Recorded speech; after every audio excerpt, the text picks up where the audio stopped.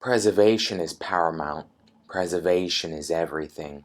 The earth. Many talk about global warming, culture, religion, books, movies. All of these are issues we face. Movies erased, the Library of Alexandria burning down, all those archives lost into the ether. Should we not be trying to maintain it? It's part of the history of art. It's a part of Earth's history. We should be treasuring it. But before we get into all that in more detail, make sure you like, comment, share, and subscribe. Now without further ado, let's go. As someone who is avidly into video games, naturally I was constantly searching for the next big experience for me to have. So pre-ordering them seems to be a given for people like me. No, at least it can't be. We can't let it. Not anymore. Too many games have been released subpar solely to meet expectations and internal deadlines for investors. Reason being that when they're released, they're usually half-baked, riddled with bugs, and in many cases won't work with the on-disc build. This is a hugely important issue when it comes to the preservation of video games that, in my opinion, not enough people are talking about.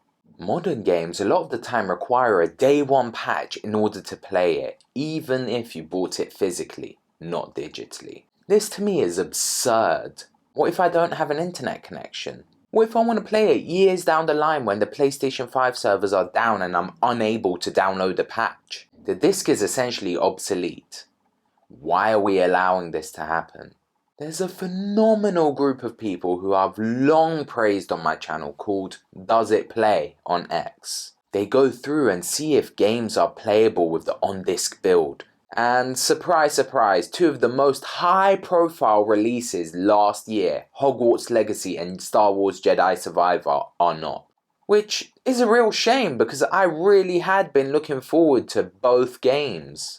Sometimes these more popular games print newer copies with more recent patches already installed on the disc or the cartridge build. Although that may be harder to spot, many games also release a definitive edition or a Game of the Year edition with all the DLC and patches to date on the disc build.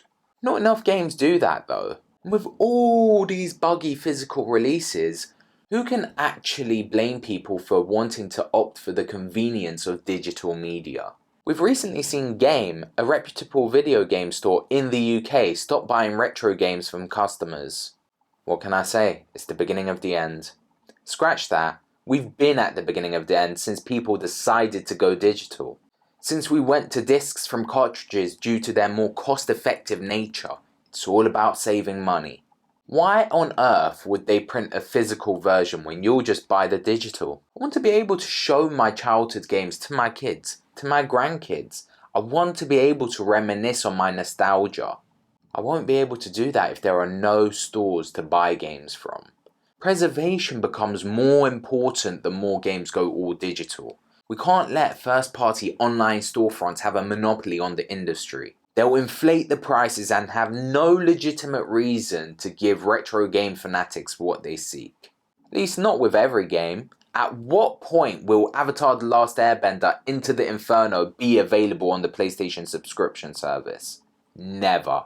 While people might say that re-releases with graphical enhancements and overhauled gameplay due to archaic design choices help bring it to modern audiences, I'd argue that the original played on original hardware with the original decisions made by the creatives on that project is what made that game great. Overriding that is like removing a portion of video game history, human history for that matter, which is why preservation is pivotal.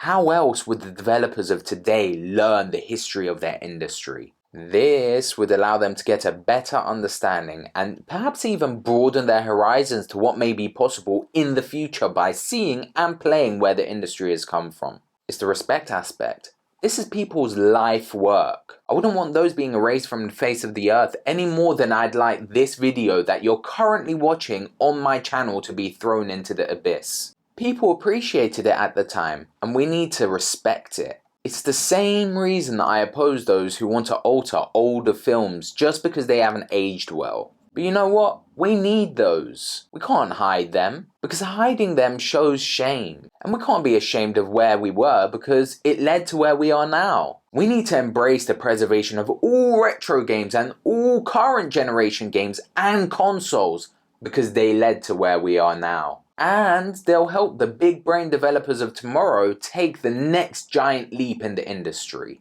We have to treasure our history, because without it, what are we? And this doesn't mean every single person on the planet who's ever touched a Call of Duty game or a FIFA game has to play all retro games, because I get it. It's not for everyone, but they should respect it. The CBOMB fiasco a couple of years ago really stressed the importance of video game preservation. For a moment, there was a real panic there. If you're not aware of the CBOMB, it became apparent that the PS3 and the PS4 had a function that rendered video games unplayable once the CMOS battery died, because if you replaced the battery, it would require to be synced up to the PlayStation servers to get the time, which is required to prove the legitimacy of the trophies obtained. But the issue remains. The time is needed for games to be played. And with certain servers recently getting shut down, there was a real desperation amongst the community, including myself. Since that news came to light, Sony made no mention of it, but fortunately fixed the issue in later updates and swept it under the rug.